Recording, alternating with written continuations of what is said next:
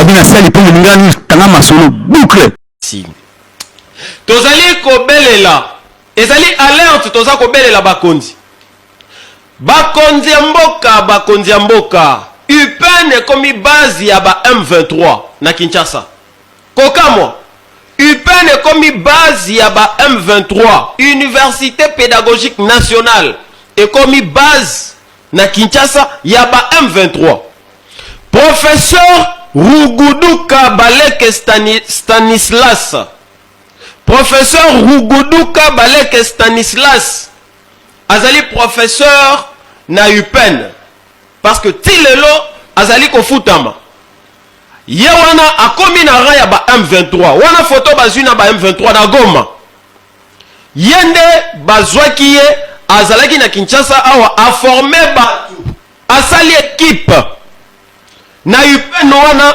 azwi ba jeune azwi ba assistant ba chef de travaux a formé bango atie bango lokola base ya ba M23 awa na Kinshasa yesiko ya ke na Goma mais kokamwa tango ba dénoncer ye excusez ba corps scientifique ya UPN oyo ba dénoncer ye bango nyonso bazwi problème doyen ya faculté ye yo na tenu doyen ya faculté aye ko dénoncer papa oyo Baleke tango a dénoncer ye papa wana doyen alongwe il paraît que rectrice ya UPN ayebi makambo malamu.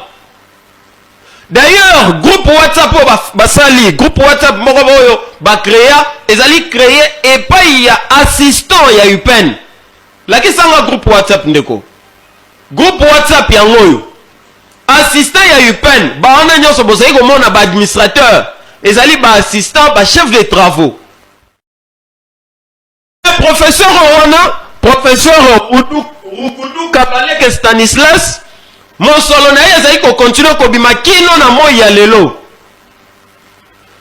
population ba étudiant même le corps scientifique ya UPN ba dénoncer ba yebisi ba konzi bozali ko sala eloko te nini bozali ko zela pona ko réagir ba numéro ya ngoyo traçabilité ezali urgence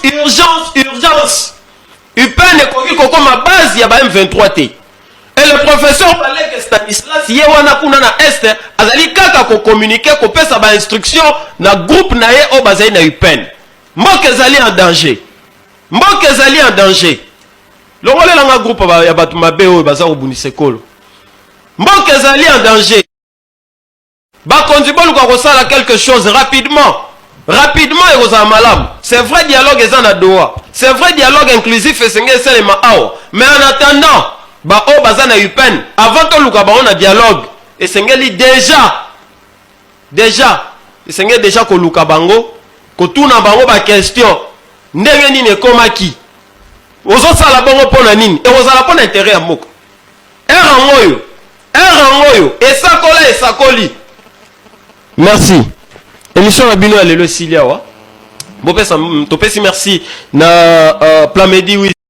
Bienvenue sur Lingala News Vérité na Vérité Contact, nous sommes là.